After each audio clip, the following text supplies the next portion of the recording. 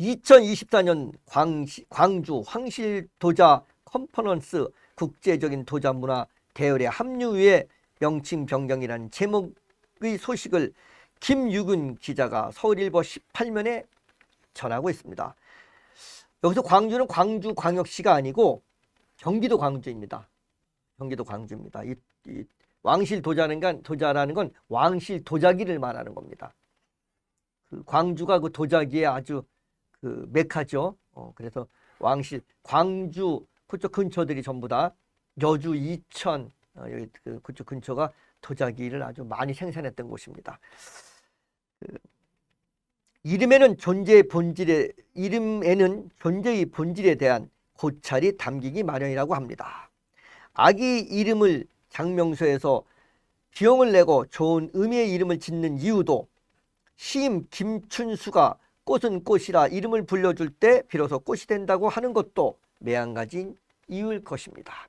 오는 5월에 문화유산을 지키고 가치를 창출하는 문화재청이 국가유산청으로 명칭을 변경하고 새롭게 도약한다고 합니다. 국가유산청, 유산. 재화적 성격의 문화재에서 문화, 자연, 무형의 국가유산을 체계로 정립하기 위해서 이렇게 명칭을 변경한다고 합니다. 즉 60년간 유지해온 문화재 정책의 한계를 극복하고 변화된 정책 환경과 유네스코 국제 기준에 부합하도록 정책 방향을 전환하여서 국민에게 편익을 주는 국가유산의 새로운 역할과 가치를 정립하기 위해서 국가유산청으로 명칭을 개명한다고 합니다. 이렇게 기관 명칭이나 행사 명의 변경을 통해 환경적 변화를 반영하고 정책이 추구하는 새로운 가치와 방향성을 보여주는 사례가 하나 더 있다고 해서 전하고 있다고 합니다. 경기도 광주에는 매년 열리는 3대 축제가 있는데 그 축제 중 하나가 광주 왕실 도자기 축제인 명칭을 그 3대 축제가 있다고 합니다. 경기도 광주시에. 거기에 그 3대 축제 중 하나가 왕실 도자기 축제라는 광주 왕실 도자기 축제라고 이런 명칭을 가지고 축제를 그동안 계속 해왔다고 합니다. 그런데 이 명칭을 이렇게 바뀌었다고 합니다. 올해부터는 광주 왕실 도자 컨퍼런스로 변경했다고 합니다. 광주 왕실 도자기 축제에서 광주 왕실 도자 컨퍼런스라고 명칭을 바꿨다고 합니다. 축제 본연의 기능에다가 국제 학술 행사를 더해 광주 왕실 도자의 정체성을 드높이고 세계 무대에서 도자 문화의 발전을 이끌어 가고자 광주의 도자 정책의 의지를 보여주기 위해서라고도 전하고 있습니다. 이전에는 그 광주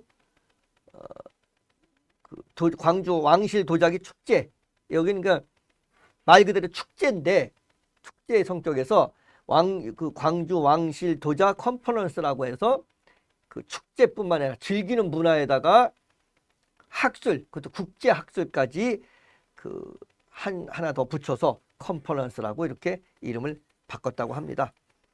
이유가 거기 있다고 합니다. 제27회 광주 왕실도자 컨퍼런스는 빛나는 조선 왕실도자 광주를 빚다라는 주제로 오는 5월 3일부터 15일까지 약 13일간 곤지암 도자공원에서 열린다고 전하고 있습니다. 13일간 여기 우리 좀 참가하실 분, 가보고 싶으신 분들은 좀 날짜를 잘 기억해 주시면 됩니다. 그 5월 3일부터 15일까지 13일간입니다. 어디냐면 곤지암 도자공원에서 개최한다고 합니다. 참고하시기 바랍니다. 세계 도자 전문가가 모이는 학술 행사인 광주 왕실 국제 도자 심포지엄과 다양한 전시, 공연, 체험 프로그램을 준비했다고 하는데 몇 가지를 소개하겠습니다.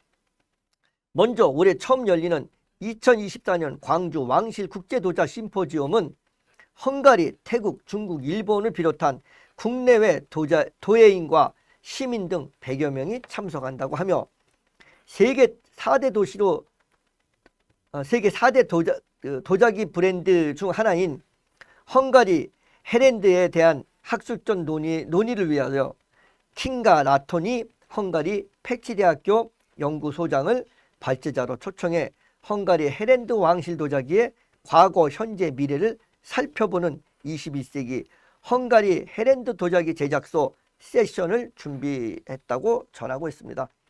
이날 그 헝가리의 그 패치 대학교의 킹가 라톤이라는 그런 교수가 연구소장이 발제자로 나와서 그 심포지엄에 발제자로 나와서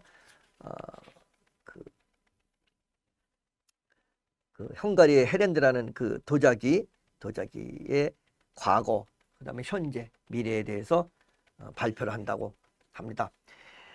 헤렌드는 2002년 헝가리 대통령이 영국을 방문했을 때 여왕에게 페르시아 문양의 헤렌드 커피잔 세트를 선물로 선사했다고 전하기도 합니다.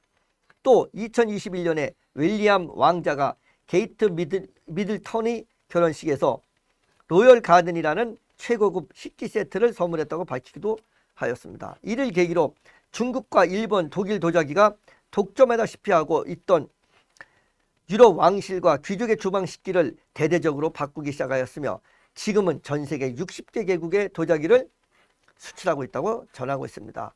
이외에도 태국, 일본 국내 학자들이 왕실 도자의 정체성, 역사성과 도자 문화의 미래 발전 방향에 대하여 학술 토의와 토론을 펼칠 예정이라고 전하고 있습니다.